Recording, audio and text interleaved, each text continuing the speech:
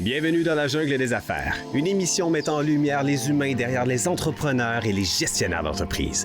Votre animateur est Jean Gauthier et ses invités vous offrent une vision unique sur les défis et les sacrifices liés à la poursuite du succès dans une entreprise.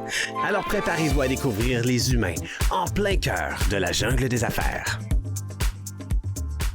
Salut la gang, encore une fois aujourd'hui dans la jungle des affaires. On va parler d'affaires, on va parler aussi avec un être humain aujourd'hui, ben oui. Puis un être humain, hein, on dit-tu une? On le sait plus. On le sait pas, mais j'ai une co-animatrice. Ben oui, Frédéric qui est avec moi. Bonjour Frédéric. Bonjour Jean. Merci beaucoup d'être là. Ça me fait plaisir. 827e entrevue, quand même. On a commencé à 825 ensemble, puis on est rendu à 827. Quand même. Pas pire? Ben oui. On a eu la chance choyé de faire une belle entrevue avec Liliane Savard. Ouais. Écoute, ça a été du bonbon. On a eu du fun, t'as trippé au bout. Là, on se fait plaisir, hein? On a fait nos recherches, puis on s'est dit, hey, écoutons, c'est un gars capoté, avec une histoire capotée. Guy qui est avec nous autres. Salut Guy! Bonjour à vous deux. Guy Bouchard, bonjour Guy. Plaisir d'être là. Écoute, je fais des jokes, mais c'est le fun de voir que t'es toujours actif, t'es encore dans la game, plus que jamais même. Les gens te disent, t'es partout. Oui, en fait, oui. Je continue à travailler fort, puis je continue à aimer puis à travailler pour ma région. C'est vraiment ce qui me motive, ce qui me permet de me lever le matin. C'est d'essayer d'aider ma région bien humblement là, avec... T'es un gars de la place, ça fait longtemps que t'es ici, là. Tu connais tout le monde, toi, ici. Je connais pas mal de monde. Hein? Je suis natif du Lac-Saint-Jean, de Dolbeau au Lac-Saint-Jean, comme ma conjointe. On s'est connus là, d'ailleurs. Et puis, sauf que je suis au Saguenay depuis 81. J'ai eu plusieurs entreprises depuis une quarantaine d'années. Un vrai guerrier de l'entrepreneuriat. Guerrier, oui, un combattant. Est-ce que tu aimes le titre, Guy, dans la jungle des affaires? Absolument. Très approprié, parce que j'ai vécu dans la forêt vierge. J'ai été avec des animaux, avec la jungle agressive, des animaux qu'on rencontre à chaque détour d'un arbre. Un petit serpent, un serpent sonnette, un gros lion qui rugit. Par connaître la jungle et puis maîtriser ses habitants. J'ai hâte de pouvoir dire ça, moi. Hein? Maîtrise la jungle. Ben, là, toi, je me vante un peu. Ben non. Mais là, Frédéric, ça fait pas longtemps là, que tu es dans le monde de la business. T'aimes-tu beaucoup le titre, Dans la jungle des affaires? Oui, je le trouve très approprié parce que c'est véritablement une jungle. C'est vrai, hein? C'est véritablement une jungle, puis on rencontre toutes sortes de choses. Puis on n'est jamais totalement en contrôle. On essaye. Mais il y a du beau aussi dans la jungle. Oui, c'est magnifique. C'est une belle forêt. Oui. Ouais. Faut aimer la forêt. Faut aimer ça. Faut aimer ça, mais.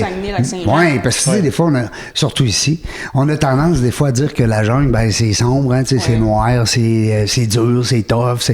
Mais il y a des belles choses dans la jungle des affaires. Là. Absolument. Hey, tu as eu combien d'entreprises, Guy, pour le fun? T'es déjà compté? Non, j'ai jamais compté ça. On fera pas le décompte aujourd'hui. J'en ai eu des petites au tout début.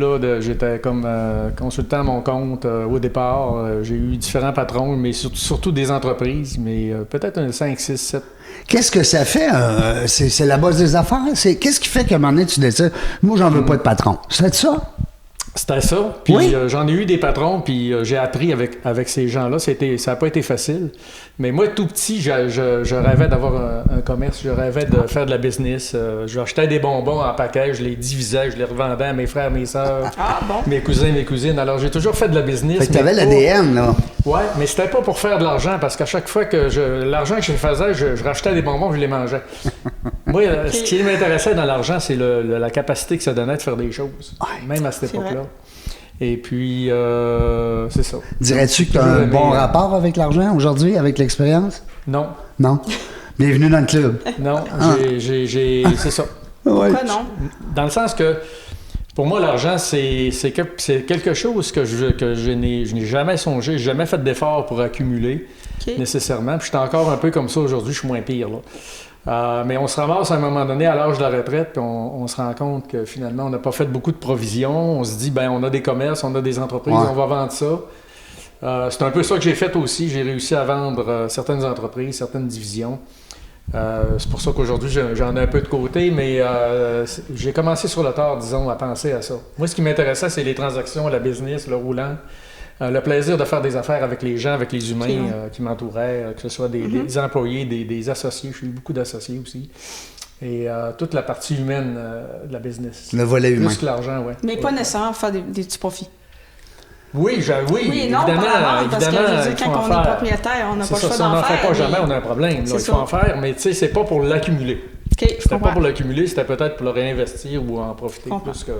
plus que pour l'accumuler. Là. Parce que des fois, on a des entrepreneurs qui vont arriver, puis c'est leur but premier. Oui. Puis c'est correct aussi. C'est ça correct. fait partie de... Ben moi, je me vois un peu dans les paroles C'est de vrai. Guy, dans la mesure où tu as des entreprises, puis c'est plus le feu roulant, là. C'est achat-vente, challenge, Ouais, exact. défi. Oui. Là, c'est ton comptable, hein, qui des fois, il te replace ses yeux devant le trou, puis il te dit, hey, Oui, ça m'est arrivé. elle n'a pas été payante, celle-là, mon chum. Hey, Ça m'est arrivé, puis je l'ai pas écouté souvent. Ah non, moi non plus. Malheureusement ou heureusement. On se comprend, Guy, puis je suis persuadé qu'on n'est pas tout seul dans cette... Non, la majorité, je pense. Oui, Non. c'est ça. Je sais que Frédéric, tu as des questions. Ben, Moi, j'ai j'ai une des question. notes, oui. Moi, j'ai une question Vas-y. qui me brûle. OK. C'est par rapport à l'entrepreneuriat, parce que tu disais tantôt, quand j'étais petit, tu vois, j'avais le goût d'être entrepreneur. Est-ce que tes parents aussi étaient entrepreneurs? Où est-ce que ça venait, cette jungle-là, dans ta tête, ces mots-là? Où est-ce qu'ils venaient? C'est une bonne question parce que moi, je viens d'un milieu ouvrier. Oui. Ma conjointe également. Mon père travaillait dans une usine, mes frères, mes soeurs, mes beaux-frères, parce que je viens d'une famille de 13. Hein. Quand même. On est beaucoup, je suis le dernier d'une famille de 13, puis j'ai été très gâté dans la vie par mes frères et sœurs, mais c'était les gens, très peu de mes frères et sœurs sont allés aux études. J'ai un frère qui est avocat, mais sinon, je pense qu'il n'y en a pas d'autres qui sont allés au cégep à part moi ou aux études supérieures. Donc, on venait d'un milieu traditionnel, ouvrier. Donc, à Dolbeau-Mistassini, il y avait une usine, un seul employeur, puis tout le monde passait un peu par là. J'ai travaillé à l'usine aussi, moi, pendant mes vacances d'été, à une occasion.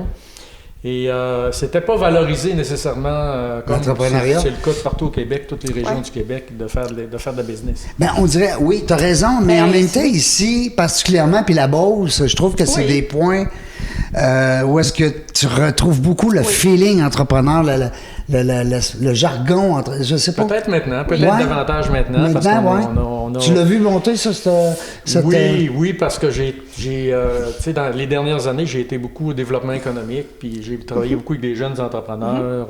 J'ai travaillé sur beaucoup de projets de mettre en relation des gens ensemble. Puis oui, j'ai constaté qu'il y avait un changement avec les nouvelles générations, puis c'est un beau changement Ouais. que j'ai constaté. Positif. Ouais. Positif, Parce que, absolument. comme on disait, on a beaucoup de grosses industries ici au Saguenay-Lac-Saint-Jean Oui. qui drainent, qui sont des vecteurs L'économie. de l'économie. Ben oui. Mais d'un autre côté, je pense qu'on a quand même beaucoup aussi cette essence-là qu'on dit peut-être qu'on retrouve en Beauce aussi, là, Oui. de dire Ouais. l'esprit entrepreneurial là, qui est développé. Parce que moi, personnellement, j'avais pas 5 ans quand je me suis dit je vais être entrepreneur. Tu vendais pas les J'avais bonbons. Non, j'avais pas ce feeling-là. J'avais pas envie de faire ça non plus. Puis ça a été long, tu sais, des fois.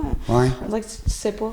Tu vas être médecin. Des fois, c'est le hasard de la Compliqué. vie qui nous amène C'est- dans c'est- certains secteurs. C'est hein. dur de dire, ben moi je pense, à part on a l'exemple vivant, mais de dire je veux être entrepreneur. Ouais. Je trouve. Ben, c'est la minorité. Mais je suis pas sûr que je voulais être entrepreneur. Hein. Ouais, c'est ça. Jamais, C'est quoi? jamais le feeling Ça d'acheter t'attirait. et vendre. Je trouvais ça Ouais. le fun. Mais très, très rapidement, je me suis aussi découvert ma deuxième force, ou si tu veux, le deuxième secteur pour lequel j'avais beaucoup Passion. de goût. Passion, c'est l'écriture. Oui. Ouais, parce que moi je m'en allais là dans mes Ouais, c'est ça. Ah oui. dans les Ouais. études là. Tout jeune au primaire, Ouais. là, En journalisme. ma force, Ouais. c'était l'écriture. Puis même en secondaire 4, j'étais déjà responsable du journal étudiant. Ça s'est poursuivi au cégep. J'ai fait 2 cégeps différents. J'étais responsable du journal. J'écrivais beaucoup même à cette époque-là. Puis imaginez-vous que le premier cégep que j'ai fait, c'était à Saint-Félicien, c'était en sciences pures. Parce que Et moi, c'est... je voulais aller en journalisme scientifique. Ok. Alors j'ai dit, je vais me faire une carrière, pas une carrière, mais une formation scientifique. Finalement, je n'avais pas suffisamment de capacité dans les maths. Donc j'ai lâché ça, puis je suis rentré directement là, en 78 Au journal- en à journalisme. l'école supérieure d'art et technologie des médias du Cégep À de Jonquière. Jonquière, où j'ai fait un cours en presse écrite, en journalisme écrit. Donc la business, la communication, C'était qui là aussi. m'a amené pendant... puis- C'est là que le journal est né? Non. Non, même pas? Non, écoutez, je suis sorti de l'école en 81. C'est l'amour qui m'a amené dans la région de Québec à ce moment-là. J'ai obtenu mon premier emploi dans, Ah, les filles de dans Québec. un commerce. Non, je voulais me rapprocher. Ma conjointe était à Sherbrooke à cette époque-là. Ah, ouais. Elle étudiait à Sherbrooke. Je voulais me rapprocher le plus possible, puis me rendre éventuellement à Sherbrooke, mais le premier employeur qui m'a appelé était à Québec. OK. C'est un magasin de photos.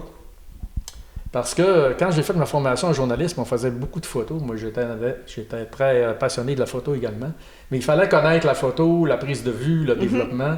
Parce que nos professeurs nous disaient, si vous allez travailler dans une petite municipalité pour un journal local, vous allez devoir prendre des photos, les développer. Souvent, ce sont des petites boîtes. C'est tout toi qui fais, là, ouais. Fait qu'on avait appris ça, puis au départ, c'était l'une de mes passions. Donc, la photographie, pour moi, je connaissais ça pas mal. Donc, tu sais, à un moment donné, par hasard, je suis allé donner mon CV dans un commerce de photos, puis le gars m'a appelé presque tout de suite à Québec. Fait que là, je suis revenu en business. Là, j'étais en communication, je suis revenu dans le domaine des affaires un peu, mais comme employé. Puis là, j'ai poigné une piqûre au niveau de la clientèle, du développement des affaires, de la relation avec la clientèle, une piqûre extraordinaire. Extraordinaire. Ça fait que ce qui a fait que pendant... Là, je suis revenu pas. Je ne vous raconterai pas tout ça, ça sera un peu long. Je me suis fait... Ma conjointe, on s'est mariés finalement. Je suis revenu au Saguenay. Je voulais pas revenir au Saguenay. Moi, je voulais continuer à Québec ou dans la métropole ou à Sherbrooke. Mais finalement, je suis revenu au Saguenay. Le hasard m'a ramené au Saguenay avec ma conjointe. Et puis, j'ai continué à travailler pour un certain nombre d'employeurs. J'ai eu des patrons pendant 5-6 ans seulement. 7-8 ans maximum. Puis là, je me suis lancé en affaires tout de suite. Là. À cette époque-là, on parle des années 90. Là, j'avais déjà ma business. Ça allait pas assez vite quand tu as des patrons, c'est ça? C'est-à-dire que... C'est oui, mais en même temps, oui, ça oui. Hein? Mais le désir tu sais, j'avais mes idées, j'avais mes façons de faire, j'avais mes objectifs. Puis, mais j'ai appris beaucoup avec... J'ai eu des patrons extraordinaires, des patrons qui étaient difficiles. Oui. J'ai eu des patrons très durs.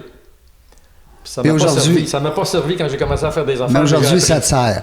Hein? Tout me sert. Ouais, hein? Tout me sert. C'était des entreprises de quoi? C'était toujours en photographie. Okay, j'ai travaillé en photographie Puis finalement, je me suis acheté une franchise de photographie avec des associés que j'ai ouvert. Une franchise, OK. Hey. En 88, oui, ça a coûté une beurrée dans ce temps-là. On faisait de la photofinition 1 heure. Ça prenait des équipements qui coûtaient très cher. Puis c'était une franchise, ça coûtait cher. Tu dois capoter aujourd'hui quand tu vois ici. Avec l'intelligence artificielle qui modifie. Oui, avec le temps, nous autres, évidemment, on n'était pas là en 88. Pendant une dizaine d'années, 12-13 ans, là, on était plutôt dans la photographie conventionnelle. Okay. Mais à travers tout ça, j'ai toujours continué à faire de la communication. J'ai toujours continué à écrire. Pour toutes sortes d'occasions. Tu fais partie du Club Richelieu, tu fais le bulletin, tu fais partie d'un organisme, tu prends les photos, tu fais les communiqués de presse. Ça, j'ai jamais arrêté l'écriture. Voyez-vous, puis c'est ça qui, il y a une année, je suis arrivé comme dans le bout d'un certain entonnoir. Les dernières années, comme tu l'as souligné tantôt, la photographie, c'était devenu difficile avec le numérique. Malgré qu'on avait pris un virage, nous autres, on innovait beaucoup. Mon franchiseur a fait faillite entre-temps. Il y a eu toutes sortes d'événements. Mais j'ai fait le virage numérique. Puis en faisant le virage numérique, je me suis mis à faire de la vidéo avec toutes les possibilités qu'on avait au niveau de l'informatique. La vidéo industrielle. Je me suis mis à faire du graphisme. Toutes des produits de communication connexes avec l'écriture que je continuais de faire. Puis, tranquillement, pas vite, puis assez vite à un certain moment donné, j'ai fermé le commerce que j'avais, là, ma franchise du Centre japonais de la photo, qui était plus une franchise parce que le franchiseur avait fait faillite. Puis je me suis réorganisé plutôt en communication, là, une entreprise un peu intermédiaire entre la communication puis le commerce de détail. Puis doucement, tranquillement, j'ai commencé à faire beaucoup de vidéos industrielles. Puis beaucoup d'écriture. Là, c'était à l'époque où le web est arrivé, où le site web était très populaire. Alors, je suis allé suivre des formations. J'ai suivi des formations 92-93. J'ai suivi des formations toute ma vie, notamment une formation en écriture web. OK. Ça commençait dans ce temps-là. Je suis allé suivre une formation à Québec parce que le langage du web pour le référencement, c'est pas le langage journalistique. Pas du tout. C'est pas l'écriture non plus littéraire. Alors, ça prenait des connaissances que je suis allé chercher, puis là, j'en ai fait beaucoup. Puis la vidéo industrielle, puis à un bon moment donné, je reçois par la poste un journal qui s'appelle Informe Affaires, qui a été créé par un gars de la Rive-Sud de Québec, qui vient, en guillemets, domper un journal d'affaires chez nous. Puis là, je commence à lire ça, il y avait à peu près 8 pages, c'était une feuille de chou à l'époque. Il venait de le lancer, le gars. Puis je m'aperçois que la journaliste, je la connais pas, parce que je connaissais quand même mon réseau pas mal. De fil en aiguille, je me rends compte que tout est fait à distance. Ouais. Fait que j'ai réussi à communiquer avec le gars, le propriétaire d'Informe-Affaires. Lui, il en avait lancé un sur la Rive-Sud, puis une édition régionale. Mais comme je vous dis, il venait de lancer, ça faisait quelques mois. Puis en parlant avec le propriétaire, Michel Montmini, un chic type, je l'ai convaincu de l'aider, de prendre le journal en sous-traitance. Donc, j'ai commencé comme ça. Puis très rapidement, je me suis rendu compte que c'était trop compliqué à gérer à distance. J'avais un propriétaire de journal qui était un chic type, que je l'ai dit tantôt, qui était quelqu'un de très extraordinaire, mais qui avait déjà ses business là-bas, puis que j'avais souvent de la difficulté à rejoindre. Ouais. Puis, un moment donné, je me suis assis avec mon comptable, j'ai regardé ça, j'ai dit, moi, puis, tu sais, on faisait 12 pages, 16 pages. Puis là, tu sais, quand j'avais quelque chose de nouveau, il fallait que je le convainque, puis il était très, très ouvert, mais j'avais des efforts à mettre. C'était pas un patron, c'était comme un genre d'associé. Finalement, je me suis assis avec le gars. J'ai dit, écoute, Michel, ça fait longtemps que tu me dis que si je m'en vais, tu fermes la shop. Ben, si tu me la vends pas, je m'en vais, donc tu vas fermer. J'ai pas dit ça comme ça, là, mais ça ressemblait à ça. Ça fait que je me suis assis avec lui. Puis j'ai dit, j'aimerais ça acheter ça. Puis je vais t'enlever une épine du pied parce que tu perds de l'argent. Je perdais beaucoup d'argent. Mais c'était un gars tenace, puis il me faisait confiance. Finalement, bon, il a accepté mon offre, puis j'ai acheté le journal, puis c'est parti comme ça, tellement qu'à un moment donné, j'ai failli perdre le contrôle, là, tellement que c'est devenu, heureusement ou malheureusement, très populaire. Ça, on parle de quelle année, là, quand tu as pris le... Et boy, avant que Maxime Tremblay, ma relève, arrive, on parle des années, mon Dieu... Moi, j'avais 2012, selon mes recherches. 2012, c'est ça, non, c'est oui, 2012, oui. Aux alentours des années 2012. On l'a-tu, la journaliste, Guy? On l'a-tu, la recherchiste? J'avais de bons recherchistes. Moi, j'ai cherché le lien de... Tu sais, je me disais, comment, avec les... Je suis partie d'en haut avec les études en ATM, en com. Là, c'est sûr, ça faisait du sens avec le journal, avec Informe-Affaires. Mais là, je viens de comprendre, là, pourquoi qu'on est arrivé là. Parce qu'il y avait ce désir-là d'écrire, d'informer. Oui, parce qu'un journal, c'est rendu avec il y a de l'image. Hein? Oui, c'était plus que juste de l'écriture. Là. C'était plus que ça, tu as raison, c'est que ça liait mes deux passions. C'est-à-dire les affaires, la business, l'entrepreneuriat, l'écriture, la communication. Là, j'avais trouvé à cette époque-là le meilleur, j'étais vraiment sur mon X. Le meilleur des deux. Le sweet spot. Extraordinaire. Ben oui. Parce que moi, je pense que si tu as un journal d'affaires puis tu veux écrire quelque chose ou conseiller tu veux conseiller des entrepreneurs ou comprendre les entrepreneurs, il faut que tu aies été entrepreneur. Clairement. C'est mieux. C'est plus facile, ça donne une chance. Il faut que tu aies vécu ce que les gens ont vécu. Puis avec le journal, ce qui était extraordinaire, c'est que quand je rencontrais un entrepreneur, mais comme je l'ai été pendant des années avant d'arriver là, il n'y avait pas besoin de me dire qu'il passait des nuits blanches, il n'y avait pas besoin de me dire qu'il était enthousiaste parce qu'il y avait une innovation, il n'y avait pas besoin de me dire que c'était compliqué de faire de l'argent, que c'était un défi les ressources humaines. J'avais tout vécu ça, moi. Ben oui. Qui de mieux qu'un musclé pour montrer à quelqu'un d'autre comment être musclé? C'est ça. On peut dire ça. Hein? Non, mais on peut dire ça, c'est une belle image. Ben oui. Parce que si t'es pas musclé et tu veux m'enseigner à devenir musclé, il y a un problème, là. Tu prends toujours un minimum de compréhension. Ben oui. Si t'as levé de la fonte. Ben, tu sais, c'est quoi, là? Ça vient à dire, tu sais, mettons, on parlait un peu des technologies tantôt, puis en 2026, c'est plus pareil que c'était en 1980. Ou que non. Tu sais, moi, des fois, il y a des gens qui disent je veux avoir mon entreprise. Mais tu sais, avoir une entreprise, c'est 24 heures sur 24, 7 jours sur 7, souvent, la majorité du temps. Puis 8 jours sur 7? Ouais, des fois. 28, je me dis, est-ce que tout le monde est prêt? Tu sais, quand on dit on le sait pas tant qu'on l'a pas fait. Ouais. Tu sais, des fois, je pense qu'avec les médias sociaux, on voit qu'il y a de beau de l'entrepreneurship, des fois. On se faire l'argent, puis tout, mais c'est pas juste ça. Pour faire l'argent, ça prend des créer efforts. de la richesse. Moi, je parle plutôt de créer de la richesse. S'il nous en reste et on fait de l'argent, c'est parce qu'on l'a mérité. D'abord, on travaille plus fort que tout le monde. C'est ça, effectivement. Comme les entreprises qui payent de l'impôt et qui chialent.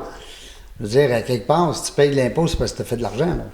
Puis il faut payer de l'impôt. Ben oui, parce que c'est ça. Ça régénère ça, on dirait que c'est l'envers du décor, mais qui est souvent comme sous-estimé, je pense. C'est vrai. C'est vrai. Le journal 2000, mettons, on va dire à 1990, puis le journal 2026. Je dis le journal, peu importe le journal. Il y a eu 15 ans, ça veut dire on parle... Ouais, il y a où la différence en 30 ans, là? Chez Informe-Affaires ou dans la presse en général? En général. Oui. Parce que moi, je ne lis pas le journal. Oui. Un exemple. En général, bon... Mais je vais parler d'Informe-Affaires parce que c'est ce que je connais le mieux, parce que j'ai très peu travaillé dans les autres médias, mais je vais vous dire la différence, c'est que la différence, en fin de compte, il n'y en a pas tant que ça pour nous autres. Parce que Informe-Affaires est encore... d'abord, il y a un site web de nouvelles quotidiennes. On peut tout retrouver l'information du journal en ligne. Mais le milieu des affaires, en général, bon là, ça va peut-être changer avec les nouvelles générations, mais ils veulent avoir un papier dans les mains, ils veulent lire le papier. C'est vrai, ça. Puis d'avoir un journal papier dans les mains, puis il est distribué, nous autres, excusez nous autres, c'est plus moi, là. Il est distribué dans les entreprises par Poste Canada. Mm-hmm. Puis moi, quand je me promène, les gens m'associent encore au journal, bien évidemment, là. Ils m'ont vu la face longtemps dans le papier. Les gens me disent, on continue à lire le journal, on aime le journal, on aime Informe-Affaires, on aime le 1145 aussi, on aime la version numérique. La nouvelle version numérique. Mais... le milieu des affaires, les gens, recevoir un journal, le mettre dans la salle d'attente. Oui, c'est encore. Une fois qu'ils l'ont lu. Mais c'est pas vrai, je lis pas le journal parce que c'est vrai, il est arrivé cette semaine, l'Informe-Affaires, au bureau. Puis je l'ai feuilleté. Voilà. C'est plus une revue, c'est plus considéré comme une revue spécialisée qu'un journal, parce que le journal, ça fait référence à jour, au quotidien, un journal, là, quelque chose qui sort tous les jours. Mais c'est plus un mensuel qu'un journal, un mensuel spécialisé. Puis je pense qu'il y a encore du monde qui veulent taponner ou lire du papier, avoir quelque chose dans les mains. Je pense que oui. Et le web également, évidemment, là, c'est incontournable. C'est un incontournable, le web, parce que tu n'as pas le choix, à cause justement des jeunes. Pour ce qui est de la presse en général, évidemment... C'est vrai, les Grecs, les Z. Les Grecs puis les Z. Oui. Si on veut aller les rejoindre, il faut aller plus loin. Moi, c'est sûr que c'est pas papier. Non, c'est ça, exact. Ils n'ont même pas le câble, ces jeunes-là. On dit fièrement, non, mais on est vieux, nous autres, Guy. Mais il y a des moyens quand même de nous rejoindre. Il roule sa langue dans sa bouche. Mais non, mais je veux dire, moi, là, je suis sur le web également. Moi, je suis obligé de vous dire là, que j'ai l'âge de mon âge, là, mais mon arthrose me le rappelle. Mais moi, j'ai fait le virage. Là. Oui. Moi aussi, je suis sur le web. Oui. Moi aussi, je lis sur le web. Moi aussi, je suis sur les réseaux sociaux. Oui. Moi aussi, j'utilise Excel. Moi aussi, j'utilise... Moi, mon téléphone, là, qui est dans mes poches, il contient mon agenda. C'est lié à mon ordinateur. Moi, j'ai fait le virage total. Oui. Total. Mais je continue à aimer avoir un papier dans les mains, une revue dans les... Bon, c'est de mon âge, là, mais avoir du papier dans les mains. Non, mais les livres aussi. Les livres, là, j'ai fait un sondage avec les jeunes. Ah, tu vois, moi, je lis sur une tablette. Oui. Mais les jeunes aiment encore avoir un livre papier. Mais la senteur du papier, en tout cas. Oui. Prendre des notes, plier une page, aller rechercher une notion. Prenez-vous un livre et mettez-vous le nez dedans. Ouais. Ça sent bon, je vais l'essayer, par exemple. Je suis quand même très ouverte à l'essayer. Mais c'est ça. Mais évidemment, je suis un gars... J'ai 68 ans, mais j'ai fait le virage de l'informatique il y a longtemps. Là. C'est une question de survie aussi, à un moment donné, comme entrepreneur. Oui. Je parle comme entreprise. Des fois, aujourd'hui, tu entends les boîtes de marketing. Oui, c'est ça. Puis il dit, t'es pas sur le web, t'es mort. Tu sais, à quelque part, là, c'est comme un lien direct. C'est parce qu'on se rend compte aussi que des fois, là, le web, je sais pas, c'est pas dans tous les domaines, mais tu sais, nous autres, dans le commerce au détail, on se rend compte que les clients, mettons, je sais pas moi, le samedi soir à 1h du matin, décident qu'ils veulent une piscine. Ouais.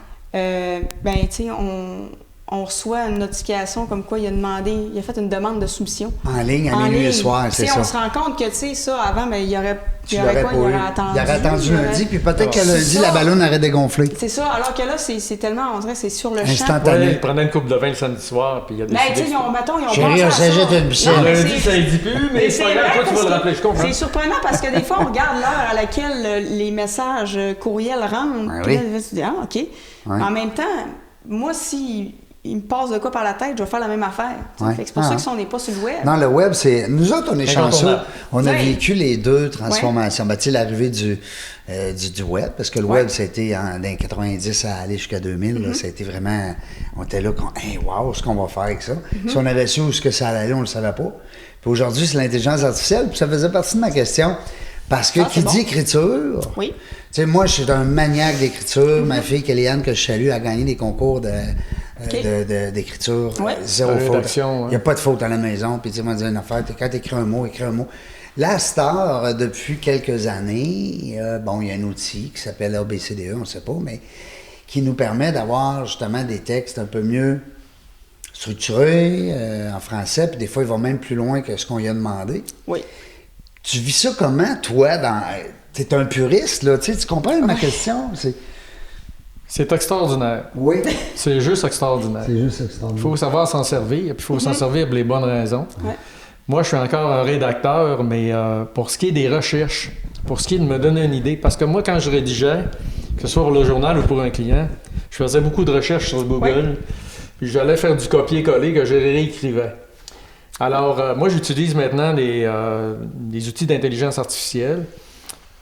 Et il faut leur poser les bonnes questions et il faut vérifier les réponses. Ouais. Et je retravaille toujours les textes. Je les adapte, je les régionalise, je les retravaille pour les personnaliser parce que c'est loin d'être parfait. Et surtout, je vérifie les sources. Ouais. Mais ça me sauve du temps. Ça me ça. sauve énormément de temps de recherche. Et puis, mais il faut être très prudent. Mais la qualité de ce que ça donne est surprenante. Puis là, ça va vite, là, parce que v'là 2 ans, on faisait pas ben confiance parce que c'était tout croche. Ouais, c'est ça. Là, c'est assez raffiné, là. On s'en va vers la perfection. Je trouve ça un peu épeurant. On s'en va vers la perfection. Puis là, moi, je parle aussi dans l'optique que ce qui décrit là, tu sais, moi, quand j'étais à l'école, on n'avait pas encore l'intelligence artificielle. Puis on faisait du Wikipédia pour s'inspirer, puis on retravaillait. Les sources. Mais c'est un peu épeurant parce que dans le fond, tu te dis, ça va vite. Oui. Mais en même temps, dans nos vies professionnelles, dans nos vies personnelles... C'est ça qu'on veut, du temps.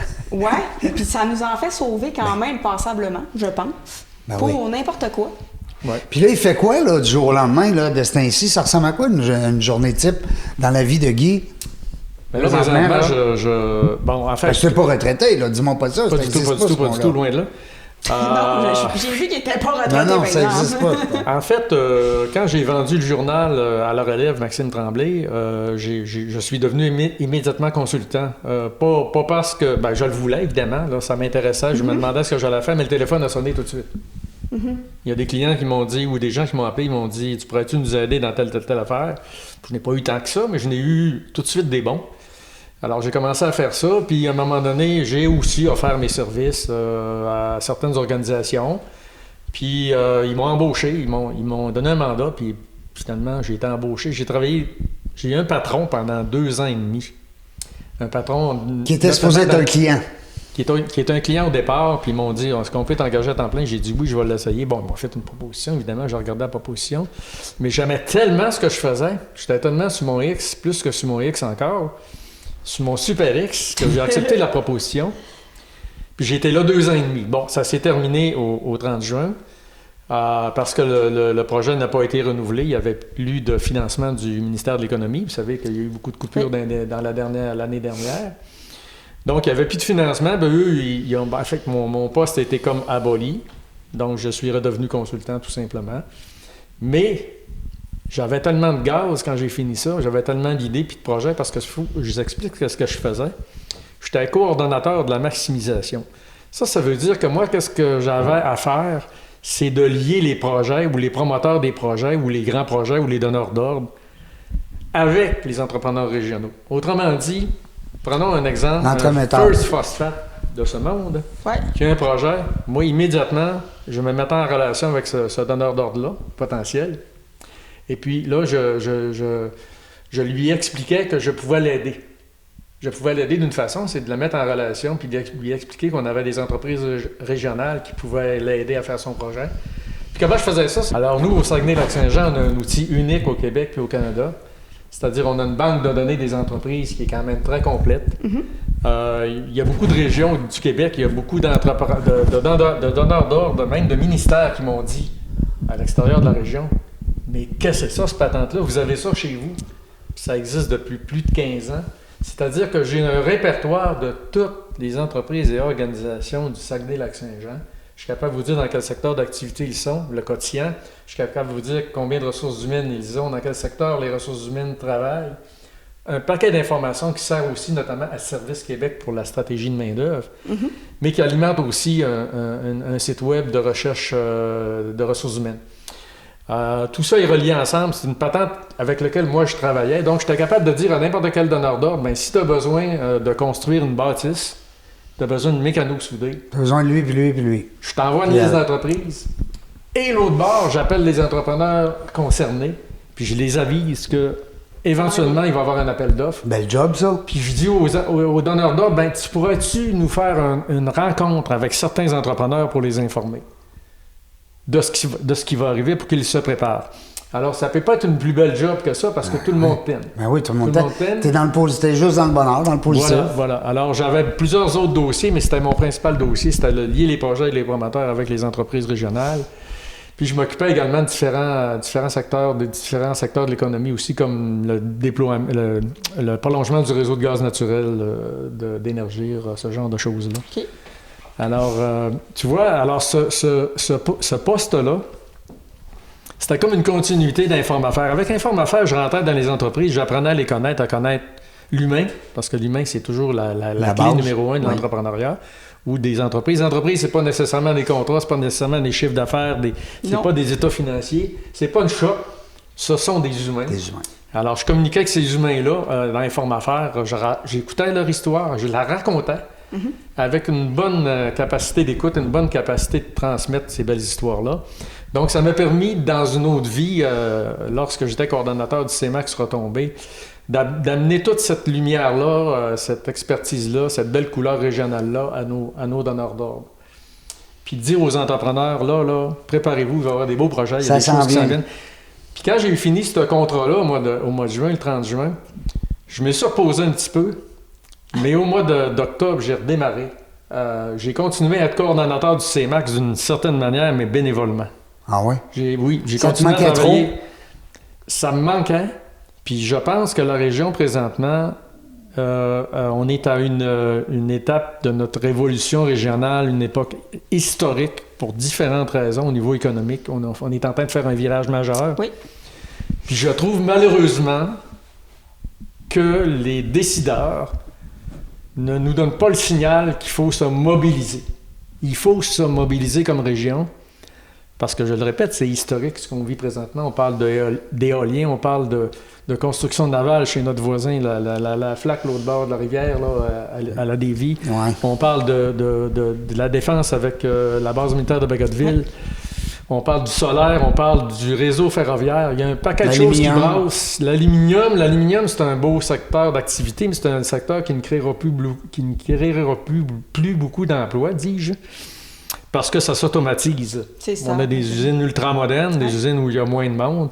C'est pour ça, exactement, qu'il faut faire le virage. Il faut regarder d'autres filières, d'autres secteurs d'activité. C'était ma job au CEMAX, puis je continue à le faire.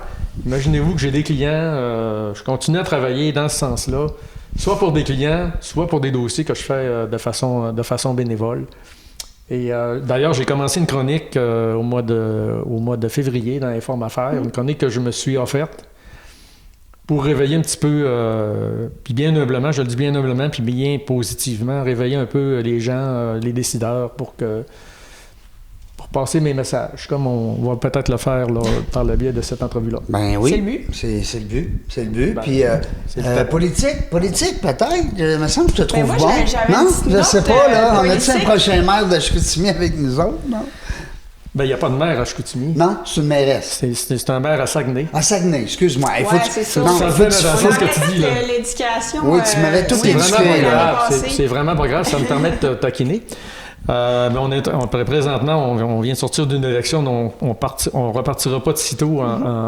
Mais ce bout-là, je l'ai fait, moi. Oui? Ah oui? Oui, je l'ai fait, ce bout-là, puis j'y retournerai pas. Non? OK. Non, Bon, ça je me mérite suis d'être brûlé dit. les ailes. Pourquoi? J'ai lu un petit article là-dessus hier, Ouais. vite, Ben, là, en fait, mais... moi, j'ai été président fondateur et porte-parole d'un parti politique municipal. Là. Ah, c'est pas ça que j'avais vu. Dans les années 2004-2005, on a fondé un parti avec un certain nombre de personnes. C'est parti d'une réflexion que j'ai eue avec d'autres. Je n'étais pas tout seul, mais j'ai été président et porte-parole du parti Vision Nouvelle. Si vous faites des recherches, vous allez trouver ça. La chef, à l'époque, en cours de route, on a associé une chef au parti qui était Mireille Jean, l'ancienne conseillère municipale et ancienne députée. Puis bon, écoute, on a travaillé fort pendant 2 ans. C'était à l'époque où Jean Tremblay, je sais pas je pense que c'est le 3e mandat de Jean Tremblay, je crois, mais je peux me tromper. Puis on a décidé d'offrir quelque chose d'autre à la population avec un parti politique municipal. J'avais beaucoup mes lunettes roses encore. J'ai toujours des lunettes roses un peu, moi, dans mes affaires. Ça fait que je l'ai faite. Écoutez, j'ai été porte-parole pendant 1 an et demi dans les médias pour dénoncer ce qui se passait à Saguenay. Ben, dénoncer, offrir notre vision. Des possibilités. Bon, les gens en ont décidé autrement, puis c'est ça la démocratie. Sauf que moi, j'ai mis tellement d'énergie là-dedans, j'étais complètement parti de ma business, qu'il y a arrivé un paquet de problèmes dans l'entreprise que j'ai rattrapé de justice là, quand je suis revenu. Je suis sorti de la politique, là, parce qu'à un moment donné, mon gagne-pain, c'était mon entreprise. Il a fallu que je revienne très rapidement parce que j'avais des problèmes majeurs de survie. J'ai rattrapé tout ça, puis j'ai fait un virage après ça au niveau... parce que là, j'ai fermé ma franchise en 2007, en fait, parce que, bon, le numérique nous rentrait dedans. C'était devenu invivable. Puis j'ai transformé mon entreprise, comme je le disais tantôt, là, en production vidéo, graphisme, production industrielle, de vidéos industrielles, web. Et finalement, le journal est arrivé. Là, on boucle la boucle. Mais la politique, ça a duré à peu près 2 ans pour moi. Peut-être qu'avec tes recherches, tu as dû voir que j'avais travaillé pour une élue, qui est Madame Madame Laforêt. Comme attaché politique. Comme attaché politique, j'ai été 3 mois. Puis je me suis sauvé à la course. Vous étiez pas assez bien attaché? C'est ça. Il m'avait pas attaché avec une bonne corde. Il avait pas mis le bon cadenas. En fait, je lève mon chapeau à André Laforêt, c'est une femme extraordinaire, mais encore là, j'ai embarqué là-dedans avec mes illusions. On m'a dit, quand quelqu'un m'avait approché, il m'avait dit, écoute, t'es libre, tu vas peut-être pouvoir aider Mme Laforêt pour tout l'aspect économique, du développement économique et tout ça. Puis l'aspect médiatique aussi, les communications. Ça fait que j'avais 2 dossiers, mais c'était trop.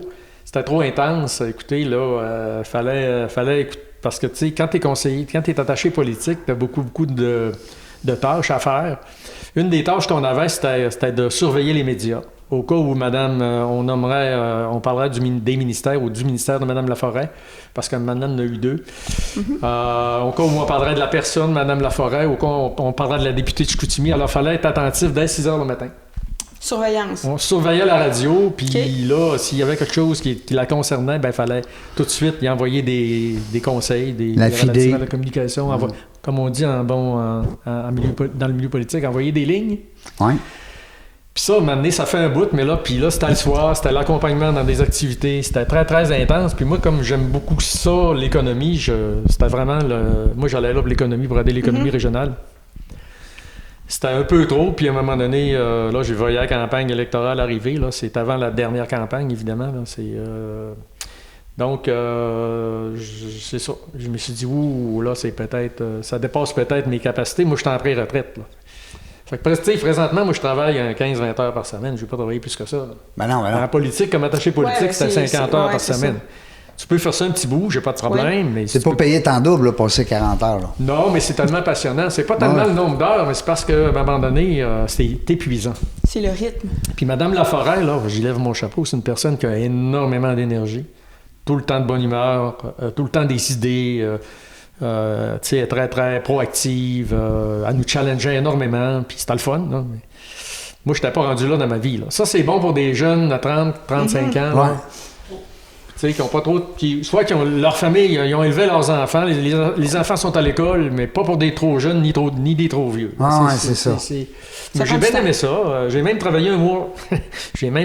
Pour l'autre député, Yannick Gagnon. J'ai été embauché une 2e fois par l'Assemblée nationale. Mais au moment où ça s'est fait, j'étais comme à mi-temps. Puis il est arrivé une offre que j'ai pas pu refuser. Puis j'ai été un mois pour Yannick à le conseiller au niveau économique. Mais ça, c'était à temps partiel. Ça fait que, voilà. Fait qu'à vu vous intéresser, là, hein? Là. C'est bien le fun d'être 2e, Régent, dans ces affaires-là. Mais il m'en allait en politique... Être premier, non. Le problème que j'ai toujours eu, je suis trop émotif. Ouais. Je suis trop émotif. Ouais, c'est ça. Je pourrais pas, je résisterais pas. C'est des métiers qui sont quand même demandants, hein, pour... On parlait du 24 sur 24 tantôt, ça prend du teflon ça doit... Ça prend du... Ouais. Puis on parlait de l'humain. Moi, ça prend une carapace. C'est ça, je trouverais ça difficile. C'est pire que jamais. Côté humain, les attaques personnelles. Surtout là, hein, avec M. Lebon qui fait un reportage là, à la télé. Toi, tu ne sais pas parce que tu n'écoutes pas la télé. Pas la télé, j'ai pas le corps. Mais M. Lebon m'a lancé justement... La Baume. La Baume, moi. Oui, c'est l'ancien maire de Québec, quand même. C'est ça. Mais il a lancé une espèce de cri du cœur là, avec une émission là, qui fait en sorte que c'est vrai que les gens sont bousculés là-dedans, là, les politiciens. Je me dis, on dirait que j'ai c'est facile pour nous chialer, le commun des mortels. Ouais. Mais quand ils sont à l'intérieur, puis qu'en plus, ils se font chialer par... Puis des fois, c'est pas toujours des mots gentils. Ça a mal passé un petit peu. Mais c'est bon ce qu'il dit. Je sais pas si tu l'as écouté. Là, mais oui, je l'ai écouté, c'est sûr. Mais ça reste des humains. On est tous des humains, puis on est tous touchés. Puis il y en a d'autres qui sont touchés plus que d'autres, puis c'est mon cas. Qu'est-ce qu'on pourrait te souhaiter, Guy, là, parce que je vois le temps passer. Là, puis moi, je pourrais te jaser ça jusqu'à minuit à soir, mais il faut respecter nos... qu'est-ce qu'on pourrait te souhaiter là, dans les prochaines, mettons, on va dire 6 mois, 1 an, 1 an et demi? Professionnel. D'être en bonne santé pour continuer ce que je fais là. Présentement, je travaille sur un des projets qui me soulève énormément. C'est un projet qui va avoir... Si on réussit à faire... Parce que je me suis associé avec d'autres consultants. Si on réussit à faire ce qu'on veut faire, ça va changer la face de la région. Et je vais avoir assez d'énergie puis assez de temps à consacrer à ce projet-là dans les prochaines années pour qu'il se réalise. Puis là, on parle de 4-5 ans maximum, là. Alors, on peut-y avoir un scoop? Non, vous n'aurez pas de scoop, parce que c'est un projet trop important. Souvent, quand ça arrive dans les médias, ben là, il faut être prêt à répondre aux questions, puis on n'est pas prêt encore. Mais quand tu vas être prêt, tu nous lâcher un petit coup de fil? Alors, vous allez le savoir d'une manière ou de l'autre. On refera une entrevue, Guy. On refera une entrevue. Prise 2. Voilà. Frédéric Pourquoi pas? B. Hein, Gauthier, parce que on est peut-être parents de quelque part. On le sait. Gauthier, Tremblay, il y en a beaucoup. On avait-tu fait nos recherches? Ben, je sais pas. On est peut-être... Mais merci, Frédéric, d'avoir été là, d'avoir accepté l'invitation. Plaisir. Moi, je trouve ça le fun d'avoir une co-animatrice, puis je pense que nos invités aussi l'apprécient. Merci, Frédéric. Ça fait plaisir. Guy, merci beaucoup pour ta générosité, parce que tu nous as, tu nous as alimenté. Je pense qu'on avait juste besoin de le starter. Un petit guide, là, tu sais, c'est ça. Tu startes. J'avais pas manqué de questions. Non, mais moi, j'en aurais eu d'autres. Ben oui, on va être obligé de faire une séquence 2. On n'aura pas le choix. 50 minutes, c'est pas assez. On reviendra. On le saura. Merci beaucoup pour votre beau travail de mettre en valeur les entrepreneurs. Oui. C'est vrai que c'est le fun. Partout au Québec. C'est vrai qu'on les voit pas beaucoup, nos entrepreneurs. C'est ça que je trouve dommage. Ce sont des héros. Ben oui. C'est eux qui créent la richesse. Je ne parle pas des entreprises, des multinationales qui ont des actionnaires à Londres ou à Toronto. 80%, c'est des PME. Mais nos entreprises régionales. Vous êtes des héros. Vous êtes des entrepreneurs aussi. Ben vous êtes des oui, héros. absolument. On est tous des héros. Voilà. En parlant des héros, ben c'est vous les héros, parce que si vous n'êtes pas là, ben moi je fais plus de travail, je fais plus de job, je fais plus de podcast, personne n'écoute. Fait que vous êtes là, vous m'envoyez des petits messages encore, j'aime ça, vous le savez, je vous réponds le plus vite possible. Là, je suis rendu peut-être, là, je me donne un délai de 24 heures, avant c'était dans l'heure qui suit. Mais là, vous êtes un peu plus nombreux, tant mieux, c'est le fun. Merci beaucoup encore d'être là. Puis, comme on dit tout le temps, en finissant nos entrevues, on ne le sait pas quand est-ce qu'on va venir. On ne peut pas vous dire à lundi prochain, on ne le sait pas. Mais une chose est sûre, on a du plaisir. Merci d'avoir écouté La Jungle des Affaires. Pour participer à l'émission, rendez-vous sur notre site web dans lajungledesaffaires.ca. À très bientôt pour une prochaine entrevue.